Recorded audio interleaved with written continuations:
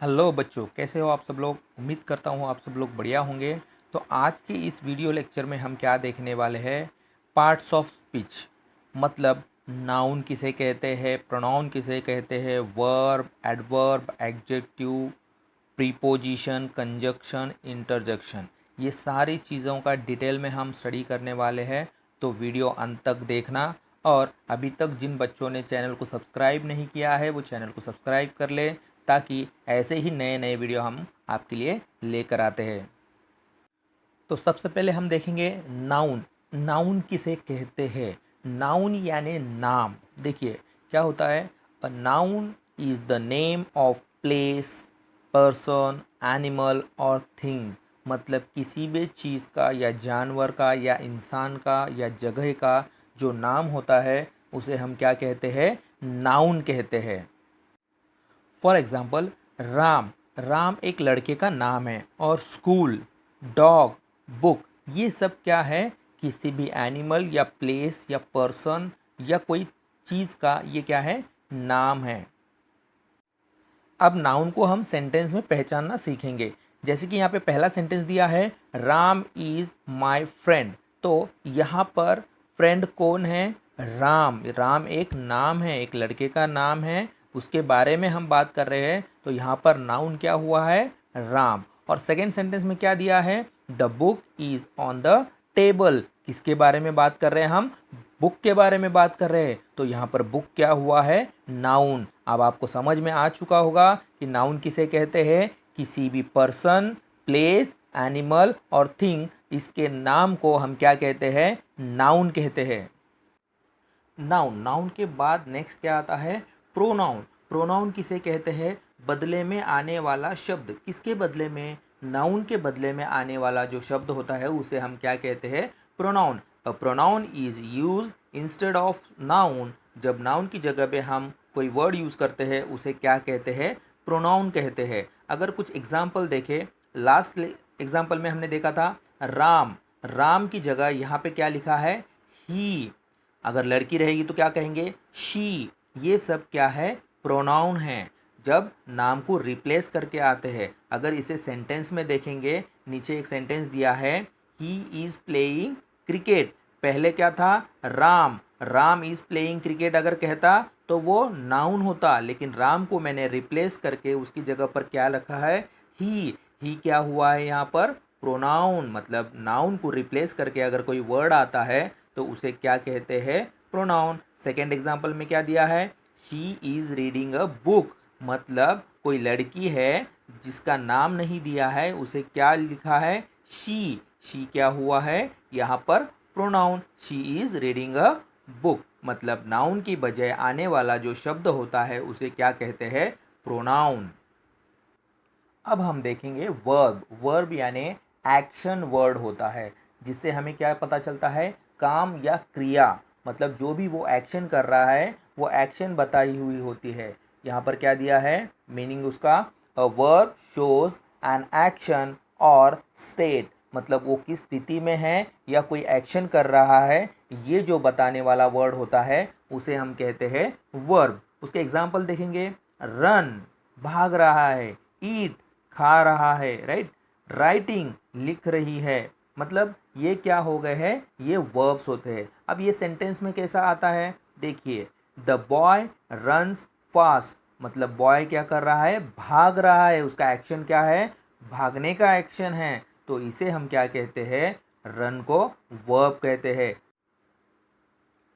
और साथ ही साथ सेकेंड सेंटेंस में क्या दिया है, दे आर हैप्पी। मतलब वो कैसे है, उनकी स्टेट क्या है, वो हैप्पी है, ये बता रहा है। तो यहाँ पर आर क्या हुआ है, यहाँ पर वर्ब है। याद रखिए, सिर्फ क्रिया ही नहीं, मतलब इज, एम, आर, ये भी क्या होते हैं, वर्ब होते हैं। वो उनका स्टेट बताता है।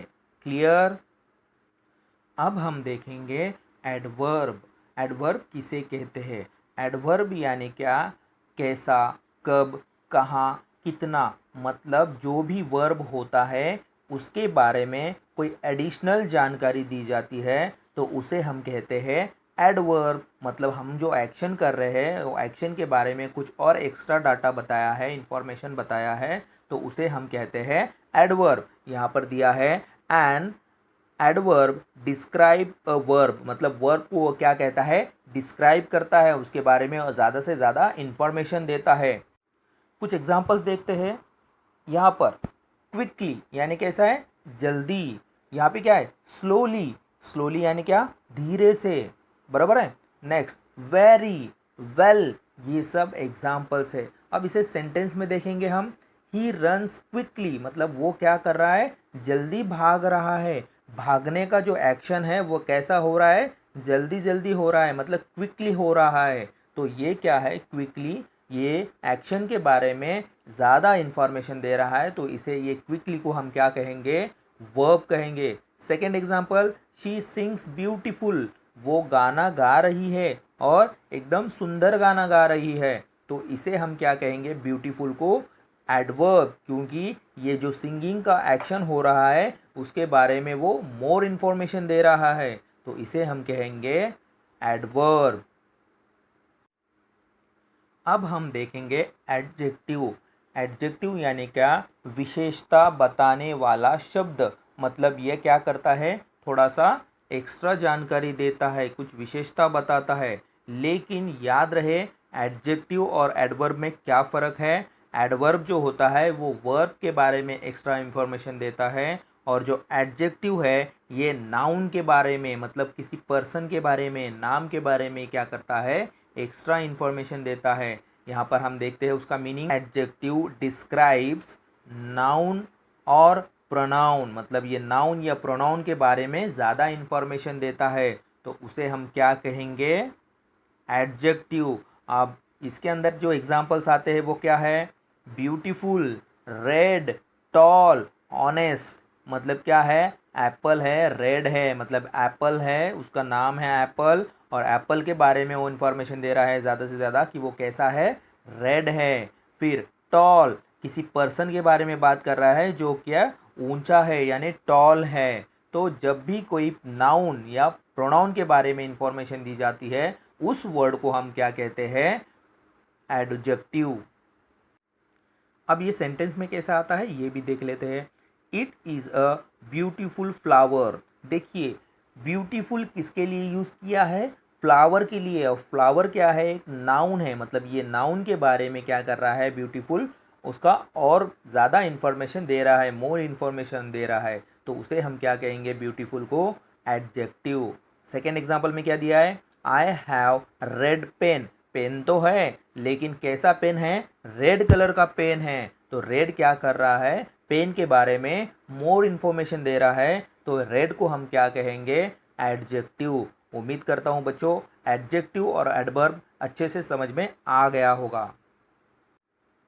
अब हम देखेंगे प्रीपोजिशन। प्रीपोजिशन यानी क्या, स्थान, मतलब संबंध बताने वाला शब्द होता है।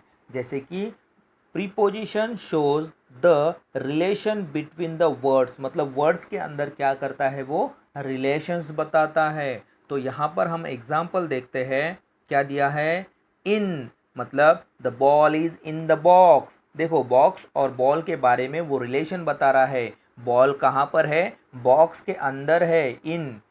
वहाँ पर सेकेंड एग्जाम्पल क्या दिया है, ऑन। ऑन मतलब क्या, the book is on the table, मतलब क्या, बुक और टेबल के बीच में ये वर्ड क्या कर रहा है, रिलेशन बता रहा है, बुक कैसी है, टेबल के ऊपर है, ऑन द टेबल।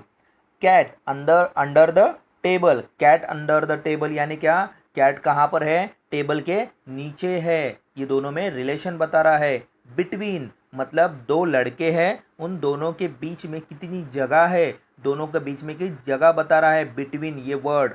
यहाँ पर ये क्या होता है, प्रीपोजिशन। अब हम देखेंगे इसे सेंटेंस में कैसा यूज़ करते हैं। यहाँ पर पहला सेंटेंस दिया है, the cat is under the table, मतलब कैट कहाँ पर है, टेबल के नीचे। कैट और टेबल का रिलेशन बता रहा है। और सेकेंड सेंटेंस क्या दिया है, the book is on the desk, मतलब क्या, टेबल और बुक का रिलेशन बताने वाला वर्ड है ऑन, मतलब टेबल पर बुक है। क्लियर हुआ, जो भी रिलेशन बताने वाला वर्ड होता है उसे हम क्या कहते हैं, प्रीपोजिशन। अब हम देखेंगे कंजक्शन। कंजक्शन यानी क्या, जोड़ने वाला शब्द। अब उसका मीनिंग क्या होता है? अ कंजक्शन ज्वाइंस द वर्ड और सेंटेंस, मतलब दो वर्ड्स या फिर दो सेंटेंस को वो क्या करता है? ज्वाइन करता है। अब इसके एग्जाम्पल देखते हैं। यहाँ पर दिया है एंड, बट, और, बिकॉज, ये सब कंजक्शन है। इसे हम वर्ड को या फिर सेंटेंस को ज्वाइन करने के लिए यूज करते हैं। अब देखते हैं सेंटेंस। सेंटेंस में क्या है? पहला sentence, Rahul and Riya are friends, मतलब राहुल को और रिया को वो वर्ड ने क्या किया है? ज्वाइन किया है। यहाँ पर कंजक्शन क्या यूज हुआ है? एंड। वो कैसे है? फ्रेंड है। सेकेंड सेंटेंस क्या दिया है? आई वॉज टायर्ड, मतलब मैं थक गया था। But I finish my homework, मतलब मैं थकने के बाद भी मैंने मेरा होमवर्क क्या किया है? ख़त्म किया है, फिनिश किया है। तो ये दो सेंटेंस को जोड़ कौन रहा है? बट थकने के बावजूद भी उसने क्या किया? उसका होमवर्क कंप्लीट किया। तो ये बट क्या हुआ यहाँ पर? कंजक्शन। अब हम देखेंगे इंटरजेक्शन। इंटरजेक्शन किसे कहते हैं? भावना व्यक्त करने वाले शब्द। जैसे कि सडनली कोई इमोशंस आ गए और उसी टाइम पे हमारे मुंह से कुछ वर्ड निकलते हैं, तो उसे हम क्या कहते हैं? इंटरजेक्शन। तो उसका मीनिंग पहले समझते हैं। An interjection express sudden feelings और इमोशंस, मतलब ये क्या होता है? सडनली जो फीलिंग्स आते हैं, इमोशंस होते हैं, उसे क्या करता है? एक्सप्रेस करता है। अब हम इसके एग्जाम्पल देखेंगे। एग्जाम्पल दिया है वाव। जैसे कोई अमेजिंग चीज़ आपको दिख जाती है अच्छी वाली, तो आपके मुंह से निकल जाता है वाव। तो ये क्या हुआ? सडन इमोशंस है। तो इसे कहते हैं हम इंटरजेक्शन। अब कुछ डर गया, कुछ बड़ी चीज़ दिख गई, हो, तो हम कहते हैं, तो इसे क्या कहते हैं? ये सडन फीलिंग निकलने वाले वर्ड जो होते हैं, तो इन्हें हम कहते हैं इंटरजेक्शन। अब इसे सेंटेंस में कैसा यूज़ होता है ये देखेंगे। आप कोई अच्छी पेंटिंग देख रहे हो और तुरंत आप बोलोगे wow, this painting is amazing, मतलब क्या है? ये जो पेंटिंग है ये बहुत अच्छी है। आपको अच्छे लगने के बाद बोलोगे ना वाओ, तो ये क्या हो जाता है कि इंटरजेक्शन। सपोज आप एक मैच खेल रहे हो और आपने मैच जीत लिया, तो आप क्या बोलेंगे? हुर्रे। तो ये क्या हो गया? तो ये सडन फीलिंग निकल रही है आपकी। तो ये वर्ड जो होते हैं इसे हम क्या कहते हैं? इंटरजेक्शन। तो बच्चों, ये थे हमारे 8 पार्ट्स ऑफ स्पीच जो हमने आज देखे हैं, जो हमने समझे हैं। लेकिन इनको और भी डिटेल में हमें देखना है अपने आने वाले लेक्चर्स में, वीडियो में। तो जो भी बच्चों ने अभी तक चैनल को सब्सक्राइब नहीं किया है, तो चैनल को सब्सक्राइब करें ताकि आपके पास नोटिफिकेशन मिले। चलो मिलते हैं अगले वीडियो में, तब तक के लिए बाय बाय।